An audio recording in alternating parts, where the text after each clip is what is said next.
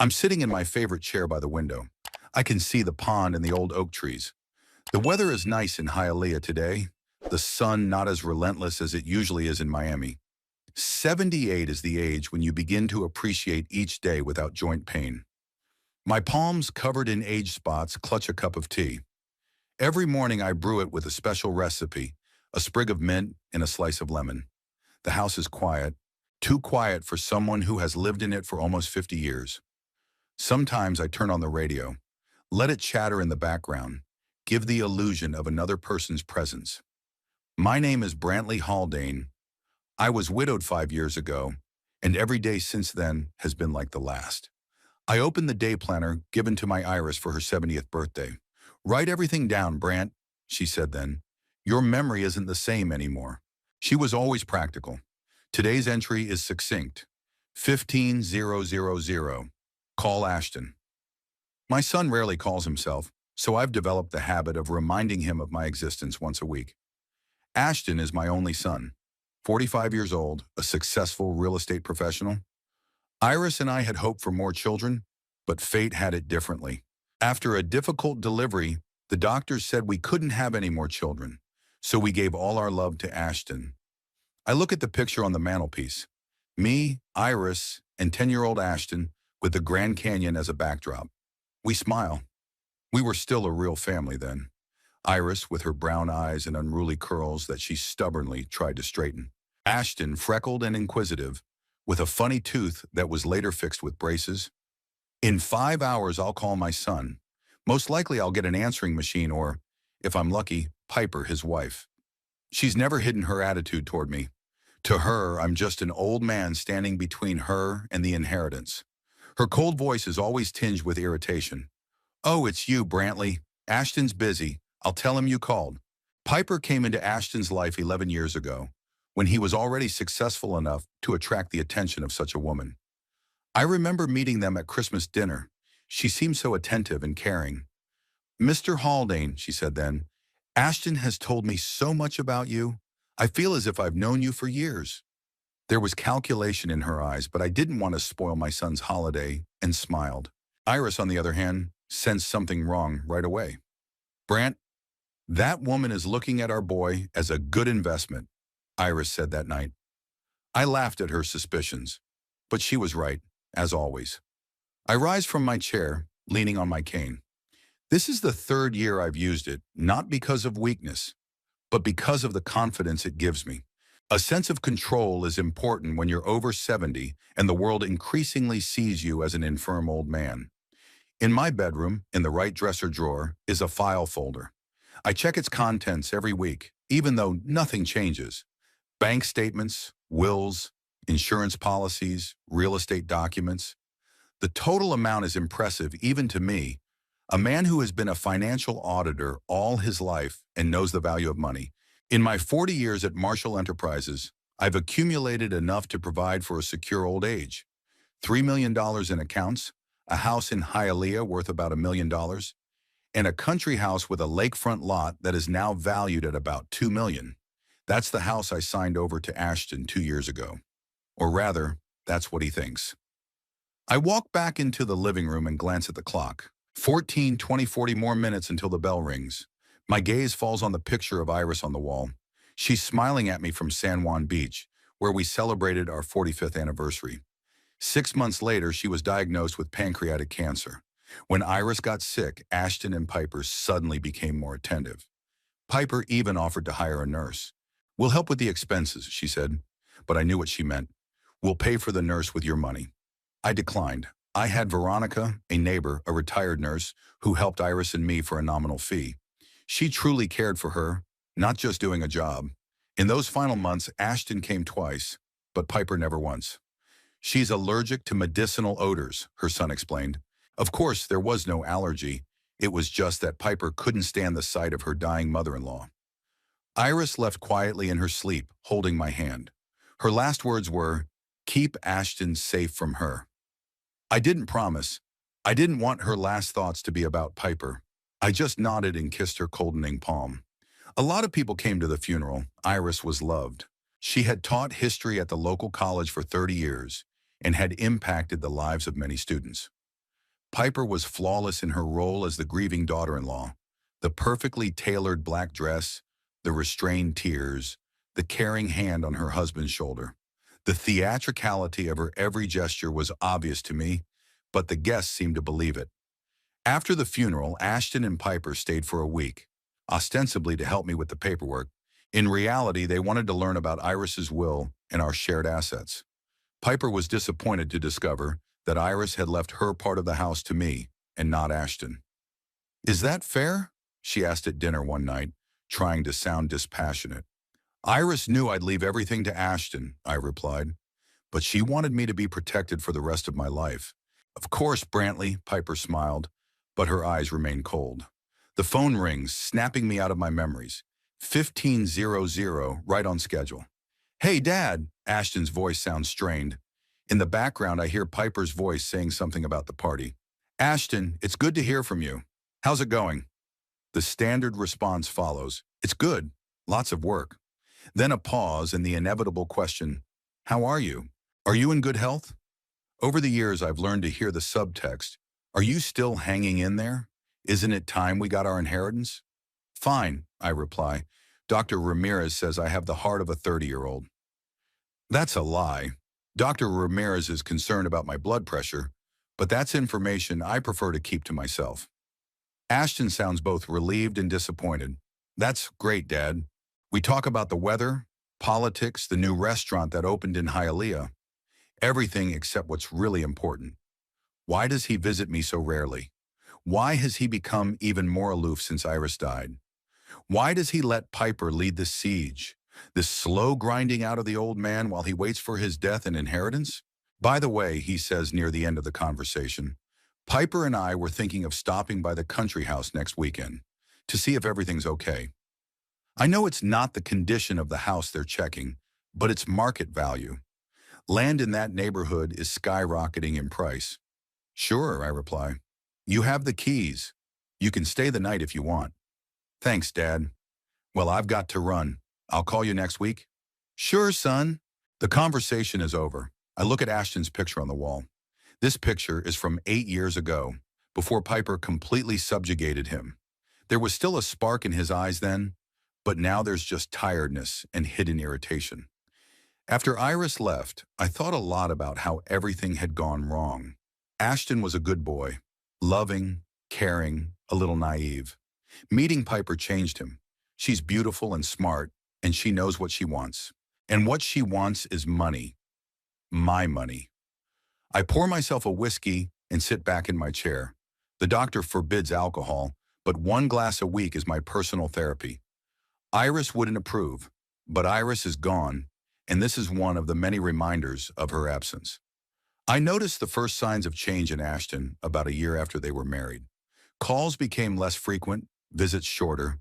There was always a reason: work, renovations, fatigue. But when they did visit, the conversation invariably turned to finances. "Dad, have you thought about remortgaging the country house? Real estate taxes are only going up. You don't need it." "Brantley, I saw a great retirement home near us. Very comfortable, and you won't have to worry about housekeeping. Maybe you should update your will." Times change, legislation does too. After Piper's particularly intrusive talk about sensible estate planning, I decided to consult with Victor Taylor, my attorney and friend since college. He listened to me and asked only one question: "Do you trust your sister-in-law?" I didn't, and that was the answer. "Then we must take action," Victor said. The country house was my pride. 3 bedrooms, a spacious living room with a fireplace, a veranda overlooking the lake. Iris and I had bought it 30 years ago for a ridiculous amount of money by today's standards. It was a backwater then, but now it's an upscale neighborhood. The land the house sits on is now worth more than the building itself. I knew it was the one Piper was most interested in. 2 years ago, I caved to their pressure and agreed to sign the house over to Ashton. Victor had drawn up the paperwork to make it look like I was transferring full ownership. Piper was triumphant, not even trying to hide her joy. Ashton was embarrassed and grateful at the same time. "Thanks, Dad. We'll keep the house. It's part of our family history." I nodded, knowing that Piper had already mentally put the house up for sale. But neither of them knew about Clause 9, subparagraph 3 in the deed of gift, hidden among the legal terminology. That clause established that during my lifetime, the house could not be sold without my notarized written consent. If it did, the transaction would be declared null and void, and the title would revert to me. Victor called it a lifeline. That evening, I sat in that same chair and imagined Piper's reaction when she found out about Clause 9. "She'll try to sell the house," I said out loud, as if Iris was still around to respond. "She's too greedy to resist." Now I wait.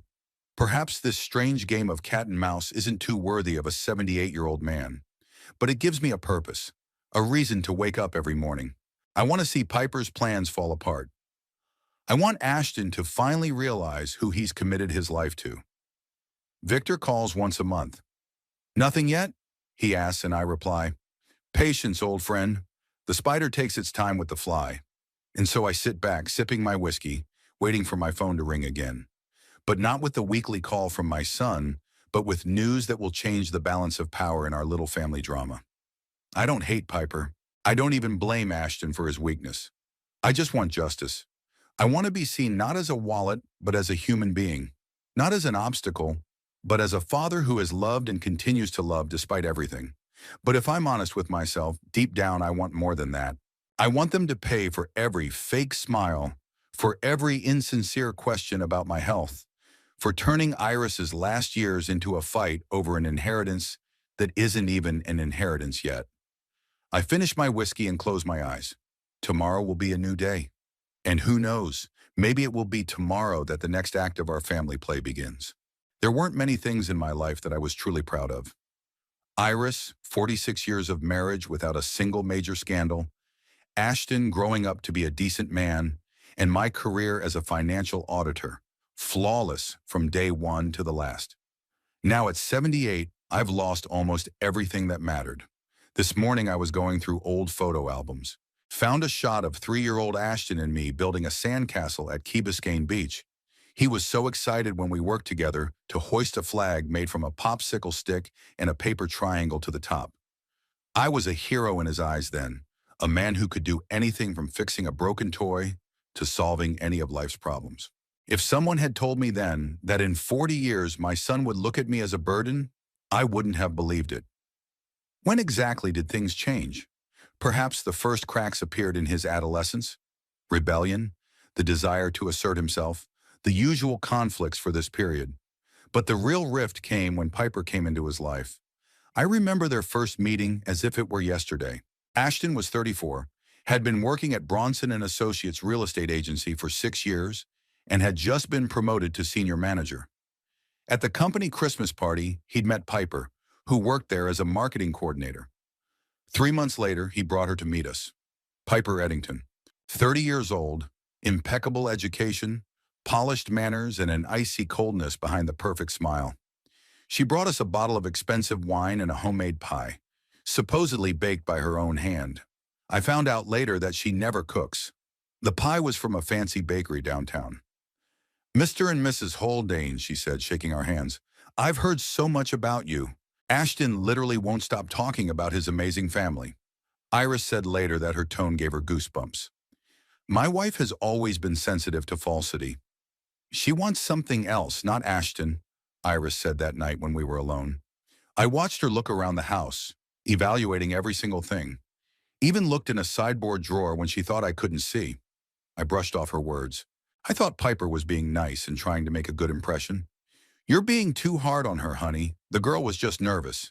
How wrong I was. A year later, they were married. Ashton was glowing with happiness. Piper played the part of the lovesick bride flawlessly. I made a toast at the wedding, wishing them as long and happy a life together as Iris and I had had. Piper smiled and squeezed my son's hand tighter. I didn't know at the time that that hand was squeezing not from love, but from anticipation. The first changes in Ashton were barely noticeable. He began to call less often. His visits went from weekly to monthly. Every time we invited them over for dinner, Piper had a reason to say no: a migraine, an important meeting, or a sudden indisposition. When they did come over, Piper dominated the conversation. She talked about her success at work, her plans for the future, the real estate they were considering buying. Ashton was silent, occasionally inserting a phrase or two, but mostly just nodding in agreement with his wife. "What about you, son?" I asked him one day when Piper stepped away from the phone. "Fine, Dad," he replied, but his eyes avoided my gaze. "It's a lot of work. Piper wants us to buy a bigger house in Coral Gables. Can you afford such a purchase?" I asked, knowing the prices in that neighborhood. "Not yet," he lowered his voice, "but Piper says we need to think big. She's sure we'll have the funds soon." In his words, I heard echoes of a conversation about an inheritance we'd never had. It was then that I realized Iris had been right all along. The most dramatic change came after Iris became ill. We found out about her diagnosis on Wednesday. I called Ashton that same day. He rushed over an hour later, alone without Piper. There was real fear and concern in his eyes. My boy, my real son, was back for a moment. "What do the doctors say?" he asked, squeezing his mother's hand. "Stage 4, Iris answered quietly. "Surgery is impossible." Ashton cried, and I saw him as the child I'd once taught to ride his bike, fixed his broken toys, comforted after losing school competitions. He hugged us both, and for a moment we were family again. The next day, Piper arrived. She was impeccably dressed, carrying a bouquet of flowers and a basket of fruit. "Iris," she said with an expression of perfectly rehearsed sympathy, "we can handle you. You're a strong woman." Half an hour later, she took Ashton aside, and I heard a scrap of their conversation. "We need to think about the future, their finances, provide care." That same evening, Ashton asked me about Iris's health insurance and what our savings were. I answered honestly, enough for the best treatment possible. He nodded with relief, and only then did I realize it was relief not for my mother, but that her treatment wouldn't affect their future inheritance. In the months that followed, Ashton visited us twice a week, but always alone. Piper explained that she had an intolerance to the hospital environment. I doubt that such a diagnosis exists in medicine. After Iris died, Ashton was there for the first 2 weeks. He helped with funeral arrangements, sorted out her things, supported me. But as soon as Piper showed up, everything changed. She brought with her folders of inheritance, tax, state papers. "Brantley," she said over dinner, the third day after the funeral, "you have to think about the future. This house is too big for you alone. And the country house? You hardly ever go there." Ashton looked embarrassed, but he didn't stop her. He became a different person around her, unwilling, compliant, like a puppet on strings. "Piper," I replied calmly, "Iris was buried 3 days ago. I think the inheritance talk can wait." "Sure, fine," she quickly agreed. "I just wanted to say that Ashton and I are always willing to help." That night after they left, I pulled Ashton's picture out of the family album, that same 3-year-old boy from the beach, and stared at it for a long time. Where had that child disappeared to? When did my son turn into this gutless man, allowing his wife to discuss selling his mother's house 3 days after her funeral? In the months that followed, I watched Ashton grow more and more distant. Our conversations became perfunctory, our phone calls infrequent and brief. When we saw each other, he checked his phone often, as if waiting for Piper's permission to leave. One day I couldn't stand it anymore and asked bluntly, "Ashton, are you happy with her?" He looked at me in surprise, then his face took on a protective expression. "Of course I am, Dad. Piper is a wonderful woman. She's just practical. Thinks about the future." "What future, son? The one where I'm no longer here?" He blushed. "You're being unfair to her. She cares about us, about our family." "What family?" I asked quietly. "The one I'm no longer a part of?" Ashton stood up. "I should get going. Piper has a migraine today. I promised I'd be back early." I realized that day that I had lost my son as surely as I had lost my wife. Only Iris was taken by illness, and Ashton was taken by Piper. About a year ago, Victor, my lawyer and friend, invited me to lunch. We talked about various things until finally he asked bluntly, "Brant, have you heard about the land boom around Lake Crestview?" That's where my country home was located. "Heard something," I replied. "Some developers are buying up lots." "Not some," Victor shook his head. "A large company. They're planning to build an elite cottage village. Land prices there have tripled in the last 6 months." I hesitated. "Do you think—" "I think," Victor interrupted, that your sister-in-law is very well informed about the real estate market and very interested in your country house. That same evening, a call came from Ashton. For the first time in months, he called me himself. "Dad, how are you doing?" "It's been a while." After the usual exchange of pleasantries, he cut to the chase. "Listen, Piper and I were thinking, the country house is empty most of the year. You've hardly been going there since Mom's gone. Maybe it makes sense to sell it. Prices are good right now. You could invest the money in something more practical." I immediately remembered the conversation with Victor. "I don't know, son. There are so many memories associated with this house." "I understand." There was a rehearsed, sympathetic note in his voice. "But it's just a building after all. The memories will stay with you." "I need to think about it," I replied. "Give me time." The next day, Piper called. It was a rare occasion. She usually avoided direct communication with me. "Brantley," she began without preamble, "I understand your feelings about the country house, but you must think rationally. It's expensive to maintain the house, and you're hardly ever there. Selling it now is the most sensible solution." "And what do you propose to do with the proceeds?" I asked bluntly. A pause. "Well, it's your money, Brantley. You can invest it, or maybe help Ashton expand his business. He's been wanting to start his own agency for a long time." "I'll think about it," I replied and hung up. That same day, I called Victor and told him about the conversations. He hummed, "They're not even lurking. I think Piper already found a buyer and got an offer." "What should I do?" "I have an idea," Victor said after a pause. "What if you pretend to concede, but on your own terms? Sign the house over to Ashton, but with certain restrictions." It was then that the plan with point 9 sub point 3 was born. The next time Ashton and Piper came to see me, I said I had thought about their proposal. "I don't want to sell the house, but I'm willing to sign it over to you, Ashton.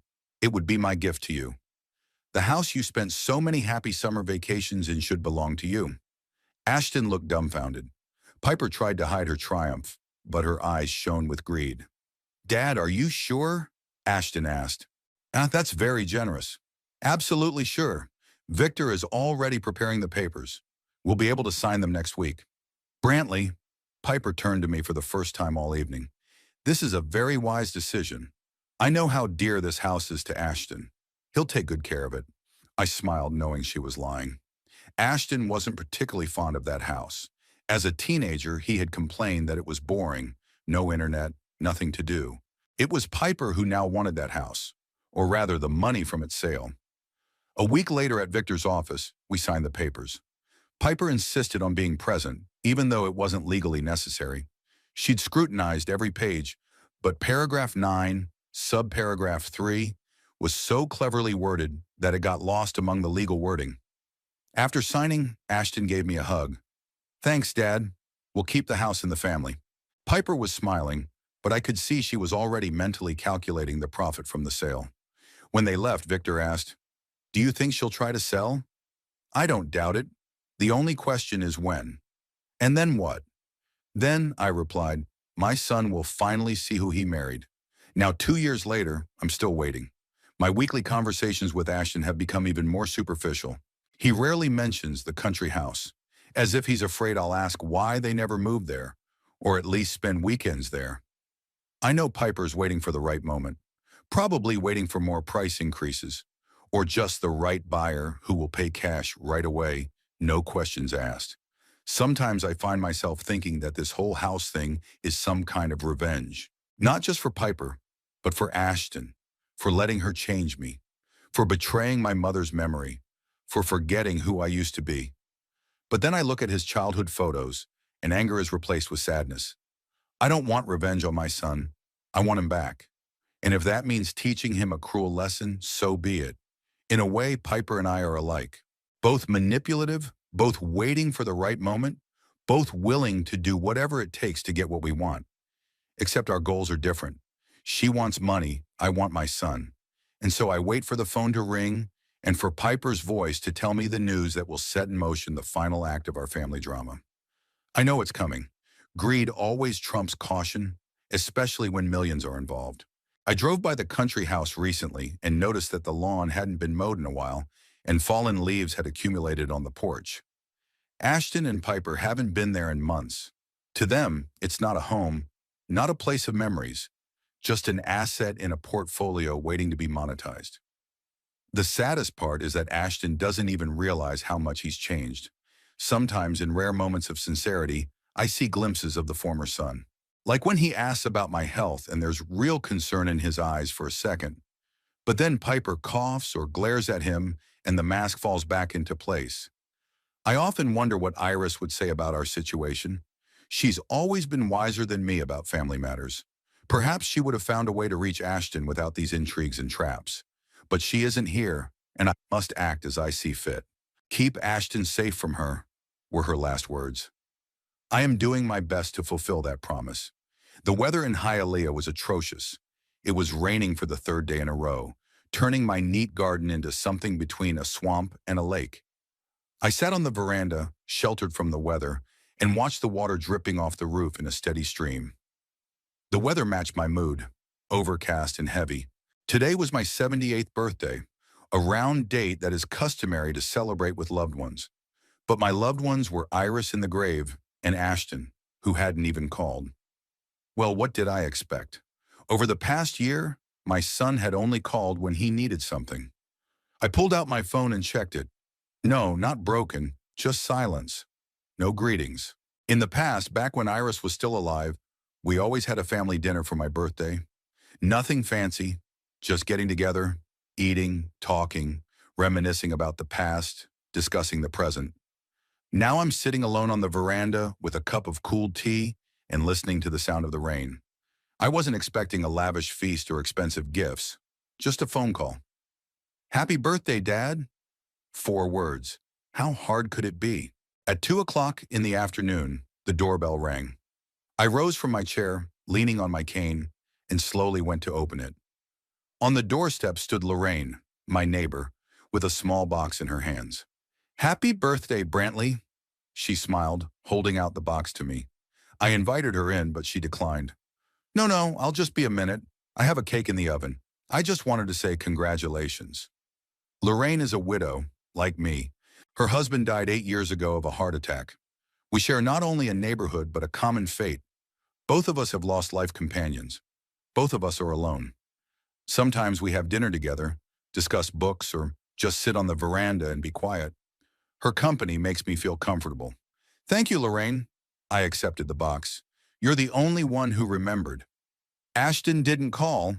I could read sympathy in her gaze. I shook my head. "Young people," she sighed. "They have their own worries. You don't take it personally." Lorraine knew about my complicated relationship with my son and daughter-in-law. I didn't tell her everything, but she understood the basics.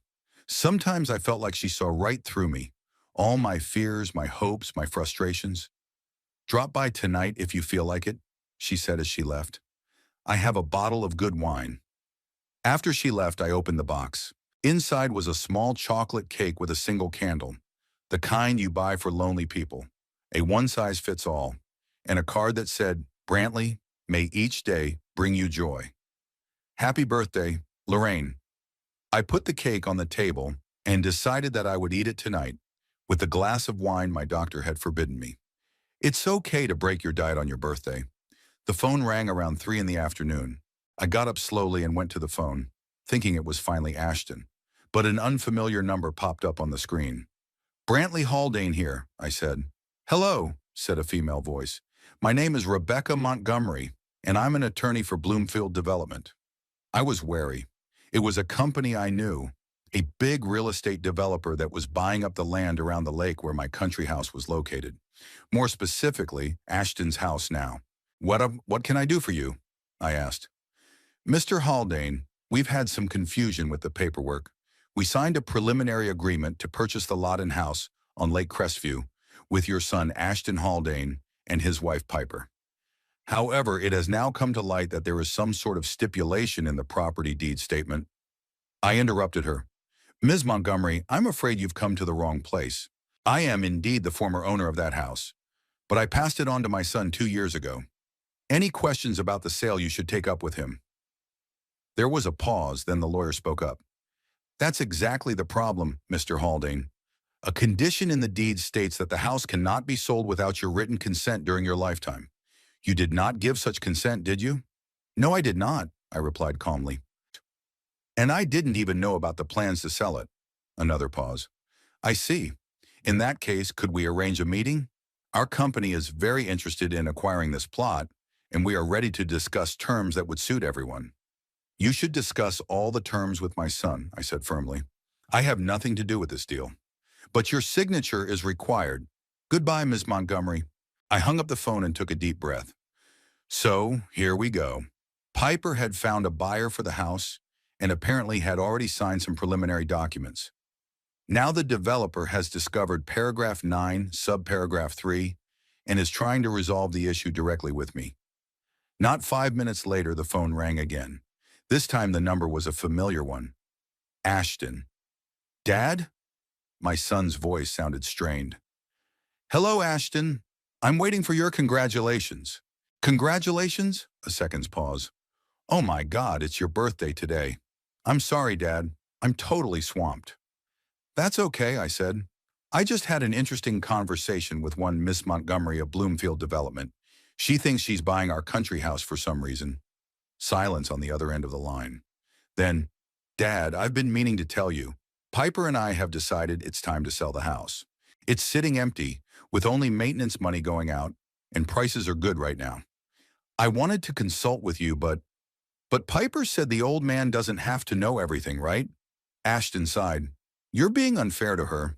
It was my decision. Yours. I couldn't hold back a chuckle. When was the last time you made a decision, Ashton? 5 years ago? 10? You can't even remember your father's birthday without your wife reminding you. Dad, let's not. I called to explain the situation. Ms. Montgomery said they need your signature to finalize the deal. Some formality in the paperwork. Would you mind? Couldn't what? Sign the papers? Do I know how much you were offered for the house? A pause. $3 million. That's a very good price. $3 million, I repeated. And how much of that money's going to me? Dad, the house is your gift to me. You insisted on it. Yes, I gave you the house. Not Piper, not Bloomfield Development. You. And now you want to sell it without even talking to me. I'm trying to talk to you now. A note of irritation appeared in Ashton's voice. Look, I understand your resentment, but it's just a house. You haven't been there yourself in 2 years. It's not about the house, Ashton. It's about you, about who you've become. What do you mean? You really don't get it, do you? The Ashton I knew would never forget his father's birthday. That Ashton wouldn't have sold the house his mother grew up in without a word to his father. That Ashton wouldn't let his wife manipulate him. Leave Piper alone. He was frankly angry now. This is my decision, and I'm responsible for it. No, son, you haven't been responsible for anything for a long time. You obeyed her completely. And you know what? I feel sorry for you. You're just mad because we didn't consult you. But this is our life, our decisions. The house is in my name. I have the right to dispose of it as I see fit. Are you sure about that? I asked quietly. Did you read the documents carefully when you signed them 2 years ago? What do you mean? Ask your wife. She seems to have just discovered paragraph 9, subparagraph 3. Talk to you later, son. I hung up the phone and leaned back in my chair. I didn't enjoy arguing with my son, but I knew the real storm was yet to come. When Piper realized her plan had failed, she wouldn't just give up.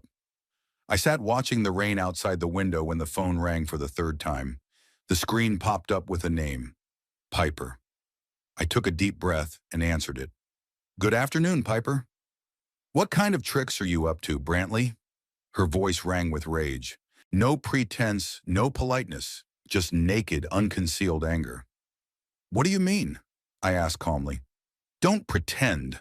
That stupid clause in the contract. You set it up on purpose, didn't you? Dragged us into a trap?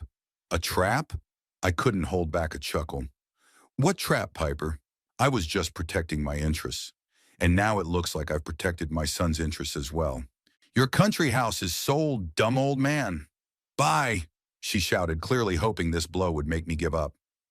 But instead of anger or resentment, I felt only relief. The moment I'd been waiting 2 years for had finally arrived. Piper snapped, showing her true colors. I laughed. openly, heartily for the first time in a long time. What's so funny? Her voice shook with incomprehension. Are you sure you know whose house this is? I asked quietly. A silence hung. I could almost physically feel her frantically trying to figure out what I meant. The house belongs to Ashton, she finally said, but without the same confidence. You re-signed it yourself 2 years ago. We've seen the papers? Signed them with your lawyer? Yes, you've seen the papers. But did you read them? Every page, every paragraph, every subparagraph. Silence again. Then, what do you mean? Paragraph 9, subparagraph 3, Piper. The documents are worded in such a way that during my lifetime, the house cannot be sold without my written consent. Notarized. If such a sale were to take place, the transaction would be invalidated and the title would automatically revert to me. That can't be. Her voice broke into a shout. We would have noticed such a clause. But we didn't notice it. Victor is a very good lawyer. He has a knack for drafting documents so that important details get lost in legal terminology. And you were too busy thinking about money to read carefully. You can't do this to us. We've already made a preliminary contract. We put down a deposit. I didn't. You did this to me, I objected calmly. I shouldn't. You tried to sell the house behind my back.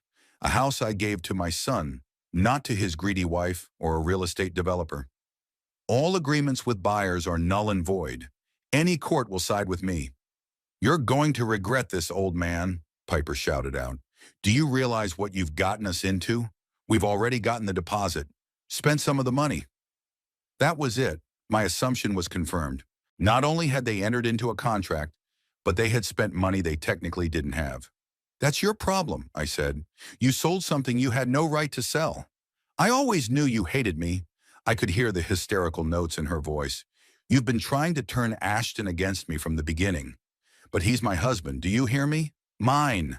And he'll choose me over you and your dirty games. Maybe, I agreed. But you know what the difference between us is, Piper.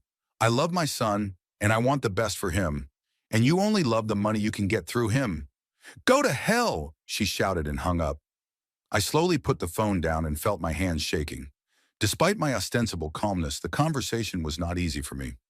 I didn't enjoy conflict, especially with my family, but there was no turning back. I went to the window and looked out at the rain.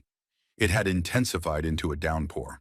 The water ran down the glass, blurring the outline of the garden. How blurred the lines between truth and lies, love and betrayal are now in our family.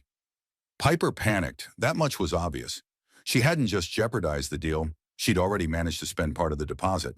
Now that the sale wouldn't go through, she'd have to pay back money she didn't have. And if she doesn't, she'll face legal consequences. I wondered about Ashton's reaction. How would he take the news? Would he side with me when he learned the truth about his wife's machinations? Or, as Piper had predicted, would he choose her? The phone rang again. This time it was Victor. Brant, I just had a very interesting conversation with the attorney for Bloomfield Development. She wanted to know if there was any way to get around paragraph 9, subparagraph 3. And what did you say? That it was impossible without your consent. She was very disappointed. By the way, she mentioned that your sister-in-law had already received a deposit of $500,000. Yes, Piper just blabbed about that. So it's starting. Victor could hear the satisfaction in his voice. Are you ready? I don't know myself, I admitted. Everything's going according to plan, but I don't feel excited. That's because it's your family, Brant. No one takes pleasure in things like this. But sometimes it's necessary. After talking to Victor, I sat back in my chair and wondered, is it really necessary? What if I just signed the paperwork, gave my consent to the sale?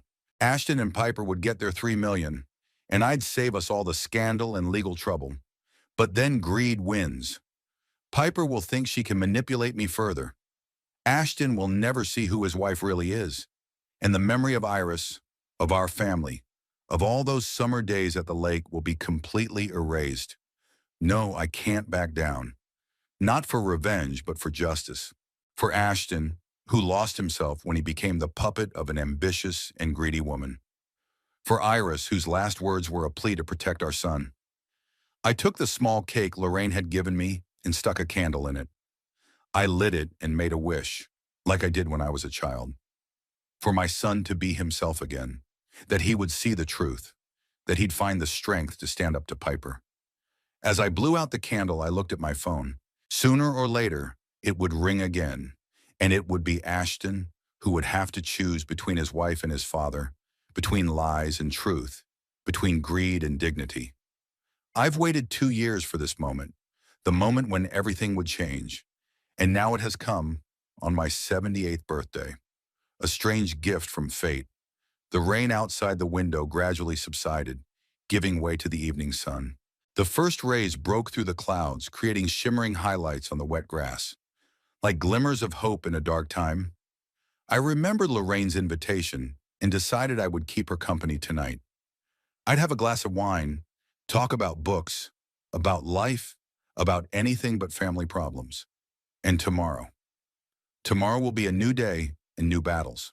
But right now, in this moment, I just wanted to breathe, look at the clearing sky, and trust that everything I was doing was right. Piper thought she had me cornered. She was wrong.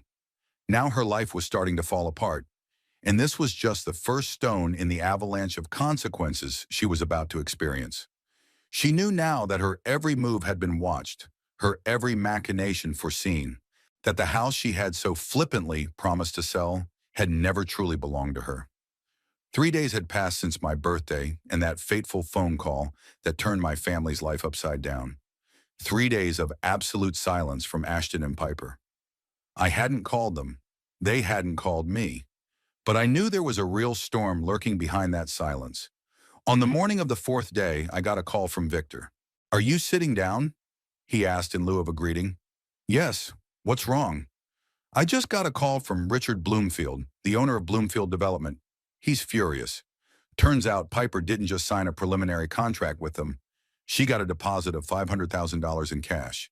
And, he said, she insisted on cash." I sighed. "So as not to leave a trail at the bank." "Exactly. Now that the deal fell through, they're demanding the money back with interest of $525,000, and they gave her a deadline of 7 days. And if she doesn't pay it back, they'll sue. And not just her, but Ashton too, since the contract is signed by both of them. Plus a criminal fraud case if they prove she knew about paragraph 9, subparagraph 3, and intentionally concealed it." I closed my eyes. The situation was even worse than I'd anticipated. A failed deal was one thing. A potential criminal prosecution was quite another. Does Bloomfield know about me? About my role in this story? Of course, their lawyers have reviewed all the documents. He thinks you set the trap on purpose. In fact, he's right. I didn't set out to deceive anyone, Victor. Just protected my interests. If Ashton hadn't been trying to sell the house, Item 9 would never have been activated. "I know," Victor agreed. "And the court would probably understand that too. But it's a serious problem for your son and daughter-in-law." After my conversation with Victor, I sat in my chair for a long time, thinking. The situation was developing rapidly, and not in the direction I had envisioned. I'd wanted to teach Piper a lesson, to show Ashton the true colors of his wife. But now we were talking about potential bankruptcy, lawsuits, maybe even jail time. I dialed Ashton's number, but it went to voicemail. I left a quick message. "Son, we need to talk. Call me anytime." That evening, the doorbell rang. I opened it and saw Ashton on the doorstep. He looked awful. Slumped face, sleep-deprived eyes, wrinkled clothes. It was like he'd aged 10 years in those few days. "May I come in?" he asked quietly. I stepped back silently, letting him into the house. Ashton walked into the living room and sank heavily into a chair, the same one where Iris usually sat. I sat down across from him. "Do you know what's going on?" he asked. "Partially. Victor told me about the Bloomfield development claims." Ashton nodded. $525,000 in 7 days. Otherwise, it's a trial. "Do you have that amount?" He grinned bitterly. "No, we have nothing. All our savings are about $100,000. The house is mortgaged. The cars are on credit. And the deposit, Piper said you've already spent some of the money." "Not us." Ashton shook his head. "She had. Piper spent the entire $500,000, every last dime." I looked at my son with bewilderment. "How can you spend that much in a few weeks?" Ashton ran his hands through his hair. "She didn't spend it in weeks, Dad. She spent it in 6 months, Long before we got the money. What? Piper went into debt. Big debts. She gambled on the stock market, used margin trading. When the market crashed in January, she lost everything and was left owing the broker almost $400,000. Plus credit card debt, loans from some shady characters. About $500,000 in total. I was silent, trying to make sense of what I'd heard. So it wasn't just greed. Piper was desperate. She was trying to save herself from debt. Did you know about this? I asked finally. Ashton shook his head. No, she kept a separate account. I trusted her, Dad. Thought she was handling our finances because she knew better. And she was losing everything we made and borrowing more and more. When did you find out? The day before yesterday. After you called, I demanded an explanation. At first she denied it, said you were making it up, that there was no paragraph 9. Then she admitted she'd looked up the clause, but insisted we could still sell the house. Just offer you a share. Ashton fell silent, looking down at the floor. And then? I asked quietly. Then Bloomfield called and demanded the deposit back. Piper said the money was in a separate account, that we just needed some time. But when he threatened lawyers, she snapped, screaming, crying, blaming everyone, you, me, Bloomfield. She finally admitted that she didn't have the money, that she was using it to pay off her debts. I shook my head. The situation was worse than I'd realized. Much worse. What now? Ashton raised tired eyes to me. I don't know, Dad. I have 7 days to find $525,000. Otherwise, Bloomfield will sue, and if it's proven that Piper knew about Clause 9 and deliberately concealed it, she'll face a felony fraud case. She knew about the clause? Ashton was silent for a few seconds. I think she did. Yesterday, I found in her papers a copy of the contract with Clause 9 highlighted. The date on the document is 2 weeks ago. She knew and signed the contract with Bloomfield anyway. I felt no triumph when I found out I'd been right about Piper, only bitterness and sympathy for my son. Where is she now? Gone to her sisters in Tampa. Said she needed time to think. Time to think, I repeated, or time to get away before the scandal breaks. Ashton didn't answer, but his look said he was thinking the same thing. I can help, I said after a pause. I have savings. Ashton shook his head. No, Dad, you don't have to pay for her mistakes. For your mistakes, I corrected. You signed that contract too, didn't you? Yes, he admitted. I'm just as much to blame. I should have read the documents more carefully, both 2 years ago and now. We sat in silence for several minutes. It was getting dusk outside the window, but neither of us got up to turn on the light. The darkness matched the mood. There's something else, Ashton finally said. Bloomfield wasn't the only person Piper owed money to. She took money from a man named Carlos Vega. I don't know the details, but judging by her reaction when I found his contact in her phone, we're talking about something illegal. I shuddered. Carlos Vega was a name I knew. In my days as an auditor, there had been rumors of a shady creditor with ties to money laundering and even drug dealing. If Piper had contacted him, the situation was much more serious than I thought. How much does she owe him? I don't know exactly. I found a figure of $200,000 in her records, but I'm not sure that's all. I closed my eyes. $725,000 in debts that needed to be paid off immediately, plus an unknown amount more that we don't know about yet. Ashton, I said seriously, you need to see a lawyer. Not Victor. He's a friend of mine and can be biased. Find a good specialist in financial crimes. Do you think Piper committed a crime? I don't, but it's best to prepare for the worst. If she took money from Vega, we could be talking about laundering. That's serious. Ashton sat with his shoulders slumped, as if under the weight of an invisible weight. I wanted to go over and hug him, tell him everything was going to be okay. Like when I was a kid, when he'd come to me with broken knees or after a fight with a friend. But it had been a long time since we'd been this close. Can I stay here for a few days? He asked suddenly. I don't want to go back to an empty house. Of course, I replied. Your room is always waiting for you. That night I couldn't sleep for a long time. Not a sound came from Ashton's room, but I knew he wasn't sleeping either. Thinking, analyzing, perhaps mourning his marriage and his old life. I remembered Iris, her last words. Keep Ashton safe from her.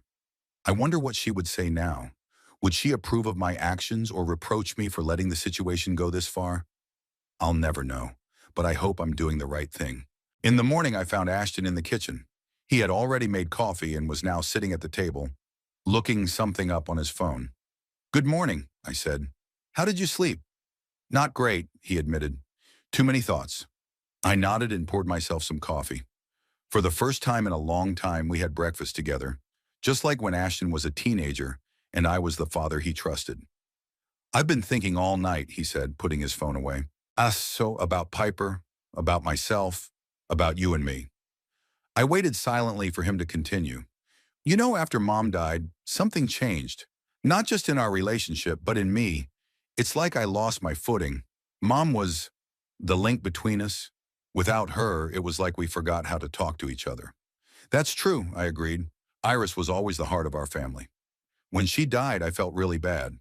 And Piper, she was there for me, comforted me, supported me. At least that's what I thought." "And really?" Ashton grinned bitterly. "In reality, she saw an opportunity to gain control over me, over our finances, over your inheritance. I was too weak to resist and too blind to see what was happening. I didn't bother to say that I tried to warn him, that Iris and I had seen Piper's true nature from the beginning. That would only be salt on the wounds now." "I talked to my boss last night," Ashton continued, "told him the situation. He agreed to give an advance on future commissions. That would give us about $150,000. Won't solve the problem, but it'll be something." "That's a good start," I said. "I can help too." "Dad, I already said—" "Look," I interrupted. "You're my son. I'm not going to let you face this alone. This isn't about money, it's about you, your future. If I have to, I'll mortgage this house, sell all my assets." Ashton looked at me for a long moment. "Why? After everything we've done? After how I forgot your birthday? How I let Piper manipulate me? How?" "Because I'm your father," I replied simply, "and I always will be. No matter what happens." Tears glistened in his eyes, but he quickly dealt with the emotion. "Thank you, but I have to figure this out on my own. At least try." Ashton's phone rang. He looked at the screen and frowned. "It's Piper," he said, and went out onto the porch to talk privately. I stayed in the kitchen, but I could see his tense figure through the window. Ashton spoke little, mostly listening, sometimes nodding or shaking his head. He raised his voice once, but I couldn't make out the words. 10 minutes later, he returned, even more somber than before. "What did she say?" I asked. Ashton slumped back in his chair. "She's not coming back, at least not until the situation with Bloomfield and other creditors." "She's leaving you to deal with the fallout?" "Not exactly. She says she's going to settle with Vega on her own. She has some kind of plan, but she won't give details." I frowned. Whatever Piper was planning, it didn't bode well. A man tangled in debt and cornered is capable of desperate acts. "Ashton, you need to distance yourself from her, legally. Whatever she's doing, you can't be involved." "Are you suggesting divorce?" "I'm suggesting you think about your safety. If Piper got involved with people like Vega, it could end badly." Ashton was silent for a long moment, then nodded. "You're right. I'll talk to a lawyer today." Ashton made a lot of phone calls that day, meeting with lawyers, talking to coworkers. I kept my distance, giving him space to make decisions, but was ready to help at a moment's notice. In the evening, he returned tired but with some glimmer of hope in his eyes. "I managed to raise almost $300,000, he said, "an advance from work, loans from friends, the sale of my share in a small investment project. It's not all of it, but it's already more than half the amount for Bloomfield." "I'll add the rest," I said firmly. This time, Ashton didn't argue. "Thanks, Dad. I'll pay every cent back, I promise." "I know you will. What about Piper? Have you talked to her again?" "Yeah. She said she met with Vega and settled the matter." "I don't know what that means, but she sounded weird, like she was stoned or in a state of shock." I frowned. "Did you tell her about the money for Bloomfield?" "No." Ashton shook his head. "After talking to the lawyer, I decided not to share the information with her yet. He thinks it's best for us to proceed separately." "Your lawyer is right. What did he say about the possible consequences?" "If we return the deposit with interest on time, Bloomfield probably won't sue. but he needs assurances that it won't happen again. So, Ashton fell silent. That's why, I prodded. That's why I agreed to officially transfer the house back to you. As stipulated in paragraph 9, subparagraph 3, the paperwork will be ready tomorrow. I was surprised. You're sure? That means that I'm conclusively admitting defeat? Ashton grinned bitterly. Yes, but it also means I'm finally stopping lying to myself. This house has always been yours, Dad, and it should still be yours. That night I dreamed of Iris. She was standing on the veranda of the country house, smiling and waving at me. You did it! It was as if she were saying, you saved our son. In the morning I woke up feeling that the storm had passed. There were still many challenges ahead, but the worst was over. Ashton was beginning to see the light, beginning to break free of Piper's influence. It was a long and painful process, but it was underway. When I went down to the kitchen, Ashton wasn't there. In his place, I found a note. Off to the lawyer's office, then meeting with Bloomfield's rep. I'll be back for lunch. Thanks for everything, Dad. I smiled. He hadn't written me a note since he'd left for college years ago. That simple gesture of attention spoke volumes. I spent the morning doing the usual chores, watering the flowers, drinking tea on the veranda, perusing the newspaper. But my thoughts kept returning to Ashton, to Piper, to the situation they were in. I thought about what would happen next. Ashton would pay the money back to Bloomfield, give the house to me, and then what? Would he be able to rebuild his life? Can we rebuild our relationship? And what happens to Piper? Her settlement with Vega sounded suspicious. What had she offered him? What had she agreed to? I didn't have warm feelings for her, but I didn't want to hurt her either. After all, she was my son's wife. Part of our family, though not the part I wanted to keep. Near noon, the phone rang. The number was unfamiliar. Brantley Haldane here, I said. Mr. Haldane, this is Richard Bloomfield of Bloomfield Development. I tensed. To what do I owe the honor? I'm meeting with your son right now. He's offered a solution to our problem. $300,000 now and the balance within a month, with an additional $50,000 as compensation for the inconvenience. That's a fair offer, I remarked. Yes, but I want to make sure of something. Your son claims that you've agreed to take the house back for yourself. Is that correct? Yes, it is. And you won't claim compensation for trying to sell it without your consent? No, I will not. Bloomfield was silent for a moment. Good. In that case, I am prepared to accept your son's offer. But I must warn you, if your daughter-in-law shows up again in the future with similar schemes, I will not be so lenient. I understand. Thank you for your understanding, Mr. Bloomfield. After the conversation, I was relieved. At least one problem was close to being resolved. The issue with Vega and Piper's other possible creditors remained, but that was no longer my battle. Ashton returned around 2 in the afternoon. He looked tired but calmer than the day before. Bloomfield has accepted our offer, he said as he entered the house. He has already received $300,000. We'll pay the rest within a month. He called me, I nodded. It seems the crisis has passed. One of the crises, Ashton corrected. There's still Vega to go. Piper. Have you talked to her? Tried, but she's not answering her cell phone. Her sister said she left without saying where. I frowned. That sounded disturbing. Are you worried? Ashton shrugged. I don't know how to feel, Dad. Part of me still loves her, worries about her. The other part is just tired of the lies, the manipulation, the constant tension. Maybe her disappearing is for the best. I put a hand on his shoulder. Whatever happens, you'll get through it, and I'll be there for you. Ashton nodded. I know. Thank you. We had dinner together that night, talking about the past, the future, everything but Piper. It was like we both needed a break from our problems. After dinner, Ashton said, I'm going home tomorrow. I need to take care of some business. Talk to my boss about work schedules. You can always come back here, I said. Your room isn't going anywhere.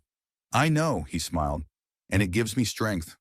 When he drifted off to sleep, I stayed in the living room, stared at the pictures on the walls. Iris, young Ashton, all of us together. A family that had once been happy. I thought about how quickly things could change, how one decision, one person can turn an entire life upside down. Piper came into our family and destroyed it. But maybe from those ruins, Ashton and I can build something new. Not the same as before. Too much had changed, but still worthwhile. I felt no gloating at the collapse of my son's marriage, only bitterness that things had come to this point, and a cautious hope for the future. Hope that Ashton had finally seen the truth, that he could recover from this blow, that our father-son relationship could still be saved. And Piper, well, she would have to face the consequences of her actions. I didn't wish her harm, but I wasn't going to save her from the payback she deserved. Every choice has a price. She had made her choice. Now she had to pay. It had been a week since Ashton had come home. We'd called daily, but the conversations were short and perfunctory. He said he was busy with work, dealing with lawyers, trying to rebuild his financial reputation. He mentioned Piper sparingly. Still no word. Her phone is disconnected. Her sister doesn't know where she is either. In his voice, I heard not so much concern as fatigue.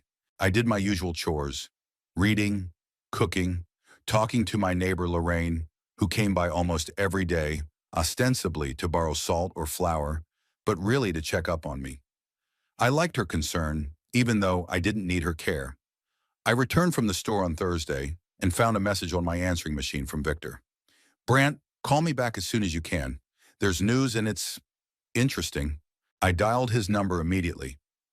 Victor, what's wrong? Are you sitting down? I could hear a strange tension in his voice. Yes. Is it something with Ashton?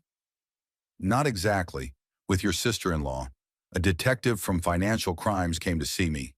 Asked questions about Piper, about the country house, about you and Ashton. I tensed. What kind of questions exactly? The usual procedural ones. When I last saw Piper, whether I know about her financial affairs, what paperwork I did for your family. But the point isn't the questions, it's that they're interested in her at all. Ashton said she was missing. Could that have something to do with the disappearance? No. Victor was quiet for a moment. It's about something else. They're investigating a series of loan frauds. And judging by the questions, Piper is one of the suspects. I closed my eyes. This was the only thing missing. Have you talked to Ashton? Victor asked. Just yesterday. He didn't mention anything about the police. Probably doesn't know yet. The detective said the investigation is in its early stages. They're gathering information. What exactly are they investigating? Victor sighed. Brant, what I say has to stay between us. The detective didn't share everything, but from his questions, I understand. It's about a scheme where a person takes out loans in other people's names using false documents or their real identity without their knowledge. I felt like I'd been punched in the butt. You think Piper was taking out loans in Ashton's name? Without his consent?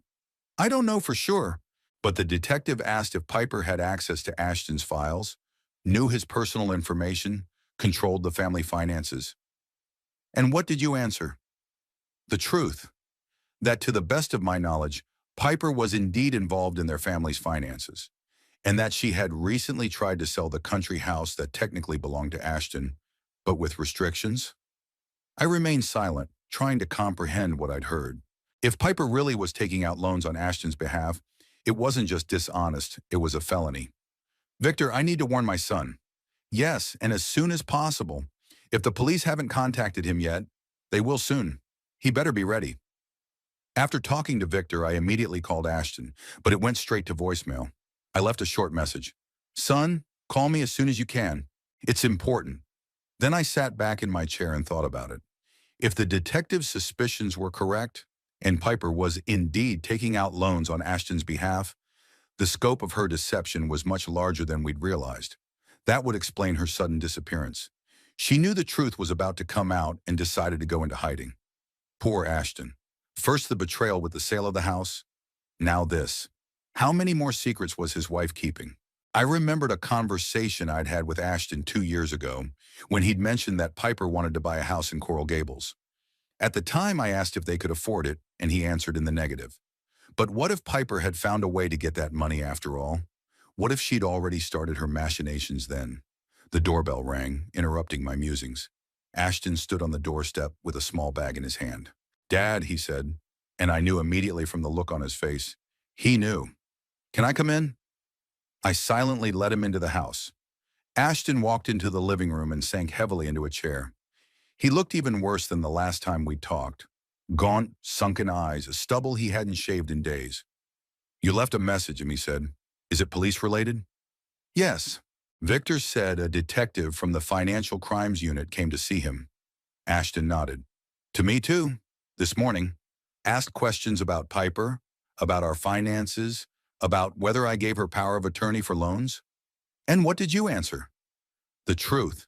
That I never gave her that authority. That she handled our joint accounts but had no authority to take out loans on my behalf." I sat down across from my son. "What's going on, Ashton?" He took a deep breath. "Piper's been cheating, Dad. Not just with the country house in Bloomfield. She's been leading a double life for years that I knew nothing about." "Tell me everything," I asked quietly. Ashton sat staring at the floor, then raised tired eyes to me. After talking to the detective, I started my own investigation. Called banks, checked credit histories, contacted a lawyer. What I discovered, his voice shook. Piper took out 6 loans in my name over the last 3 years. The total amount is almost $1 million. I was stunned into silence. $1 million, a huge amount of money, especially for someone who made her money in real estate in a small town. "How could she do that without your knowledge?" I asked finally. "Very simple. She had access to all my documents. She knew my social security number, had samples of my signature. In some cases, she used an electronic signature. In others, she simply forged my handwriting." "And you didn't notice anything? No strange payments? Notifications from banks?" Ashton grinned bitterly. "Piper used to take the mail out of the box before I did. The email notifications came to her address. She listed it as her contact address on all the paperwork. I trusted her completely with our finances, Dad. Completely." I remembered how Iris had always insisted that we keep the family budget together, that we both knew about every major expense, every bill. "Money loves transparency, Brant," she used to say. Too bad Ashton hadn't learned that lesson. "What did she spend that money on?" I asked. "Part on investments that failed, part to pay off previous loans, a classic pyramid scheme. Some of it—" Ashton fell silent, then continued more quietly. "Part to a man named Jason Fisher. I found transfers, text messages. It looks like they were in a relationship." I felt everything inside clench with pain for my son. Not only was Piper cheating him financially, she was also cheating on him, punch after punch. "I'm sorry, son," I said, finding no other words. Ashton nodded. "You know what the worst part is? I can't feel nothing. No anger, no jealousy, not even resentment, just emptiness. As if the last years of my life were a fake, a play in which I played a part without knowing the script." "What does the detective say? Are they looking for Piper?" "Yes, but so far without success. She's done a good job of hiding, withdrew all the money from our accounts, the few that were left, and disappeared. Her sister claims she doesn't know where she is, but I'm not sure that's true." I sighed. "And what's going to happen to you? Are you liable for those loans?" "Legally, yes.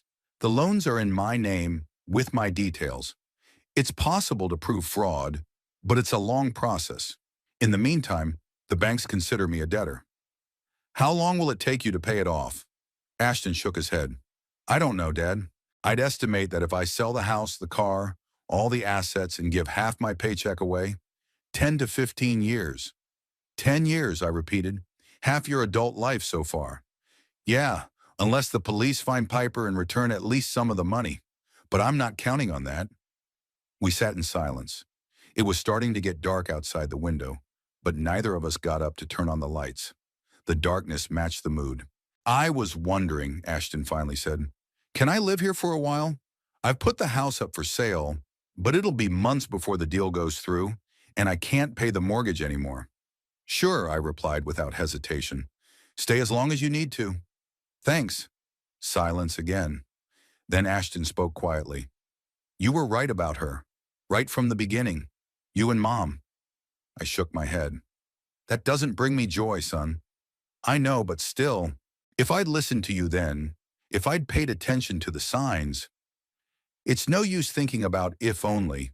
What's done is done. Now we need to think about the future. Ashton smiled weakly. You've always been practical. It helped me survive the loss of your mother. We fell silent again. Then I got up and turned on the light. Have you had dinner? No, I didn't have an appetite. Then let me cook something. You have to eat no matter what. While I prepared a simple dinner, scrambled eggs and toast, nothing complicated, Ashton sat at the kitchen table, going through the papers he'd brought with him. This is all the evidence, he said, noticing my gaze. Copies of loan agreements, account statements, text messages. The detective suggested we gather everything in one place to make the investigation easier. Smart, I nodded, setting a plate in front of him. Ashton looked at the food without much enthusiasm, but started eating nonetheless. You know what's weird, Dad? I can't even tell you exactly when it all went wrong. When Piper went from being a loving wife to this. Maybe she's always been like that, I suggested cautiously. Just hit it well. Maybe, but I remember moments that seemed genuine. Our honeymoon in Italy. The evenings when we just sat and talked. Her support when Mom died. Was it all fake? I hesitated. Not necessarily. People are complicated, Ashton. Maybe some of her feelings were real, but at some point, greed, ambition, the desire for more took over. Or fear, he added. The detective believes she started small. A small loan she planned to pay back before I found out. But then it took money to cover that loan. Then another and another. And she was trapped in her own lies. Perhaps, I agreed, but that doesn't excuse her. Of course not, Ashton set his fork aside. Just trying to understand. That's all I've been thinking about the last few days. When exactly did I lose her? Or rather, when did she lose herself? I looked at my son and saw in him a reflection of myself in those days after Iris's death, when I too was searching for answers to questions that didn't have them. When I tried to make sense of the loss, to find logic, meaning, purpose in it. You're not to blame for her choices, I said firmly. Whatever led Piper down that road, the decision to set foot on it was hers alone. Ashton nodded, but I could see that my words didn't hit the mark. He was still blaming himself, still looking within himself for the reason his marriage had collapsed. Dad, he said suddenly, do you forgive me? I looked at him in surprise. For what? For everything. For not listening to you. For letting Piper come between us. For these years of coldness and alienation. I reached out and squeezed his shoulder. Son, you're my only child. No matter what you do, I will always love you. But you forgive me? He insisted. I wondered, had I forgiven him? For the years of loneliness? For the missed holidays? For the cold phone calls? For letting a stranger destroy our family? I'm working on it, I answered honestly. I can't say I've completely forgiven, but I'm trying, and in time I'm sure I will be able to. Ashton nodded. Fair enough. I deserved your offense. It's not about merit, I objected. Forgiveness isn't earned, it's freely given. But it takes time and honesty. Honesty, he repeated. It's been sorely lacking in my life these past few years. I won't forgive Piper, I said finally. Ever. For what she did to you, to us. I know, Ashton nodded, and I'm not asking you to do that. But you, I continued, you will always be my son.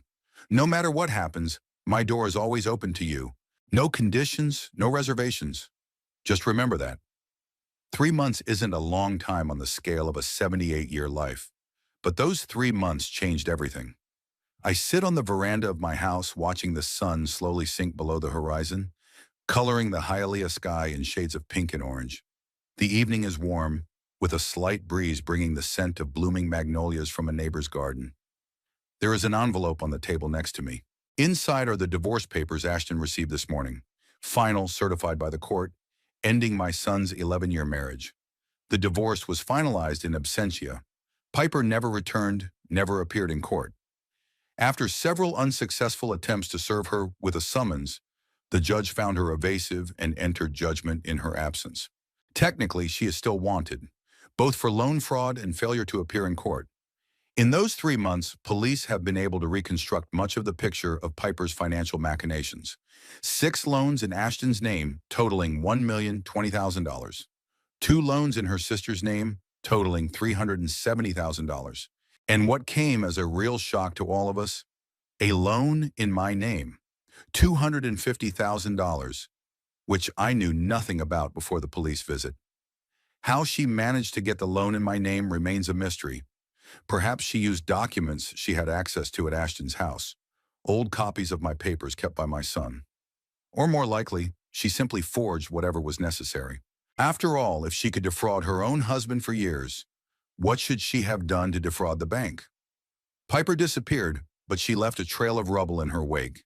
Detectives have been able to trace some of the money to offshore accounts, but most of the funds seem to be irretrievably lost.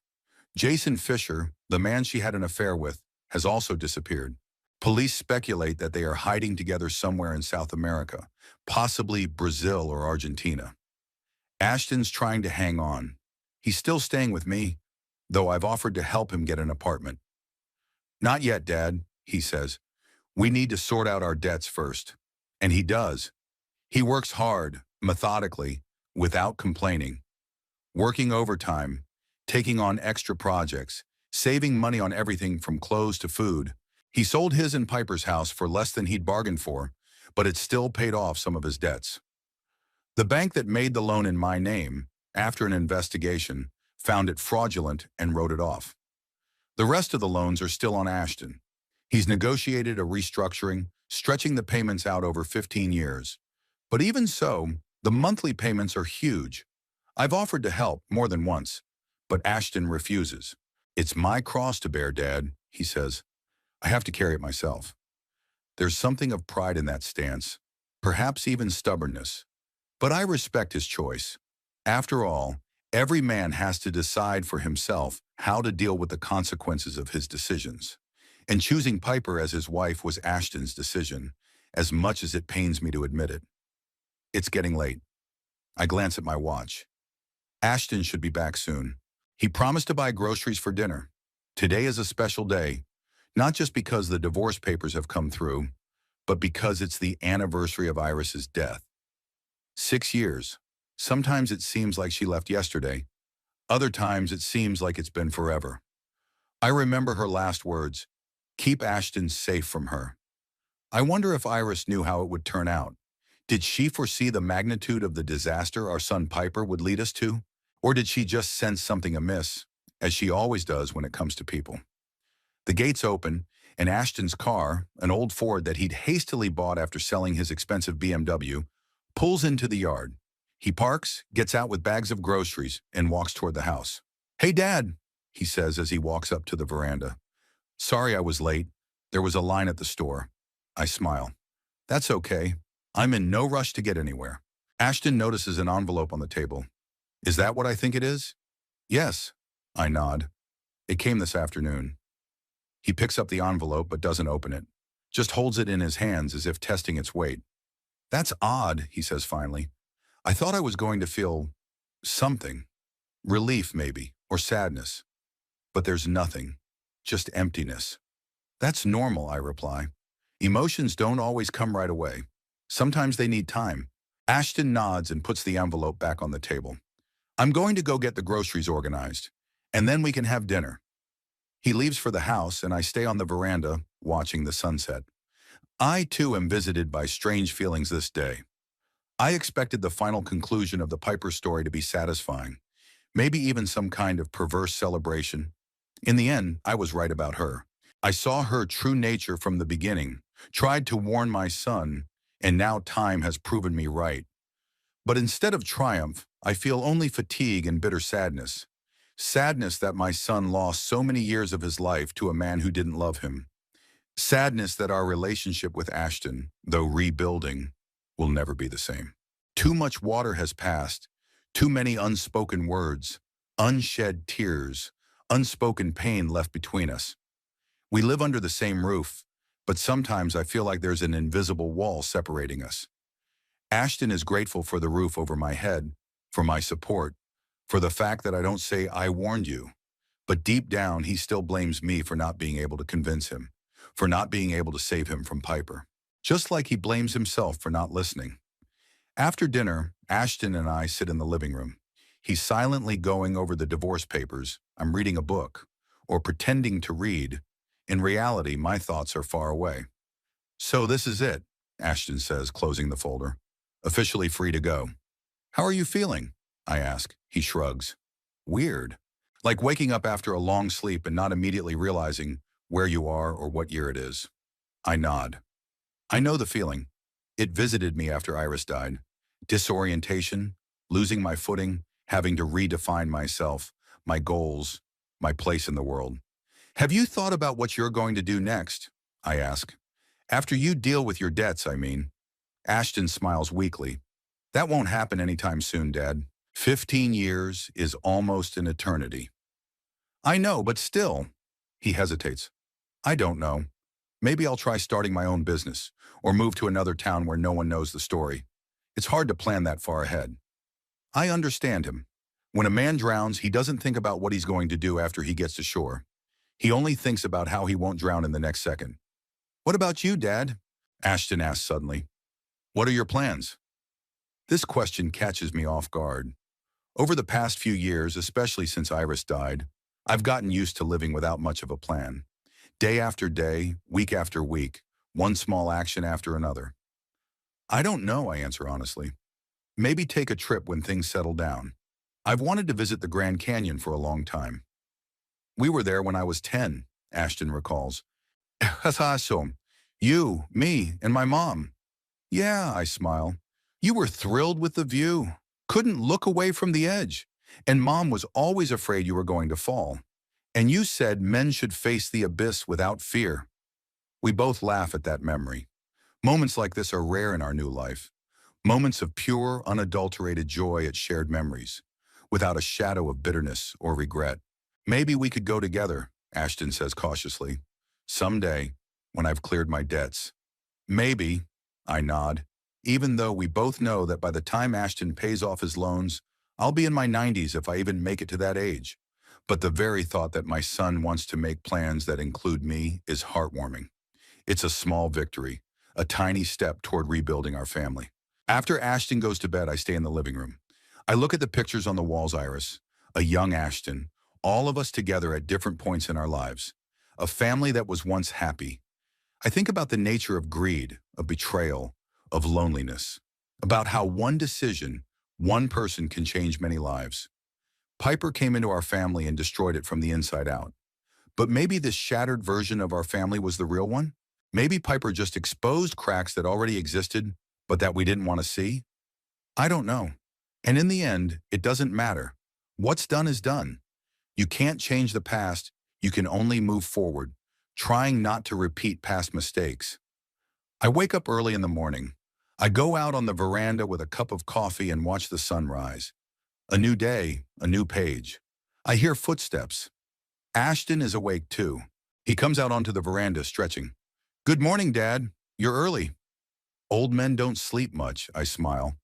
Ashton sits down next to me. We're silent, looking out at the dawn. It's a silence comfortable, one that doesn't require words. "I was thinking last night," Ashton finally says, "about what you said about the trip, and decided I'm not going to wait 15 years. I turn to him, surprised. "What do you mean?" "I mean, life's too short to put things off. Yes, I have debts and I'll pay them off. But that doesn't mean I have to stop living. My mom always said, find joy in the small things. I want to try." I nod, feeling a lump rise to my throat. Iris really did say that phrase a lot, and she was right, as always. "Then maybe not the Grand Canyon," Ashton continues, "on error, but something smaller, simpler. A weekend at the coast, for example, or even just a day in a national park nearby." "Sounds good," I say. "One more thing," Ashton adds. "I'm going to start seeing a therapist. I need to figure out myself how I let Piper get so deeply involved in my life, so completely in control of me. I don't want to make that mistake again." I squeeze his shoulder. "It's a wise decision, son." Ashton nods and stands up. "I have to get ready for work. I'll see you tonight." After he leaves, I sit on the veranda for another long time, pondering. Life has taught us all a cruel lesson. For me, that being right doesn't always mean being heard. To Ashton, that love can be blind and trust must be tested. And even Piper, wherever she is right now, about how all schemes eventually fall apart, all deceptions revealed. I don't feel hatred for her, just fatigue and a little pity. How empty must be the soul of a man capable of such betrayal? How lonely and frightened she must be to build her life on lies and manipulation. Perhaps the most important lesson I've learned from this whole story is that life has taught me to be one step ahead of those who think old people are helpless and naive. Piper underestimated me, thinking I was just a sentimental old man who was easy to manipulate. She didn't realize that 78 years of life had given me not only wrinkles and gray hair, but also wisdom, patience, and the ability to see through people. I think of paragraph 9, subparagraph 3, that legal trap that Victor and I had built into the deed to the country house. It wasn't revenge or malice. It was a precaution, a defense strategy against a man I didn't trust. And time has proven me right. Now the country house belongs to me again. I'm thinking of selling it, not because I need the money, but because it no longer holds the warm memories for me that it used to. It has become a symbol of betrayal, of greed, of the collapse of family relationships. Maybe the new owners will create new, happier stories in it. The sun is rising higher and higher. The day is gaining momentum. I finish my cooled coffee and go back into the house. I have to water the flowers, check the mail, call Victor, the usual things of an ordinary day. Life goes on no matter what. It's not perfect. It never has been, and it never will be. The relationship with Ashton isn't going back to what it was before Piper. Too much has changed. Too much pain has been inflicted on both sides. But we're moving forward day by day in small steps. And in that movement, in that gradual reconnection between father and son, I find a kind of bittersweet satisfaction. Not happiness, I am too old and have lost too much to believe in cloudless happiness, but satisfaction that justice has been served after all, that my son has finally seen the truth and found the strength to start anew. And perhaps most importantly, I feel like I'm finally back in control of my life. No one else is trying to manipulate me into thinking I'm weak or naive. No longer is anyone waiting for me to die so that they can inherit. I am free to make my own decisions, to go my own way, to live my remaining years as I see fit. It's not a perfect ending. It's not the happy ending everyone dreams of. But it's an honest ending, a realistic one. And at my age, I've learned to appreciate just such things. Honest, real, unadorned, and illusionless. A new page, a new chapter. Life goes on.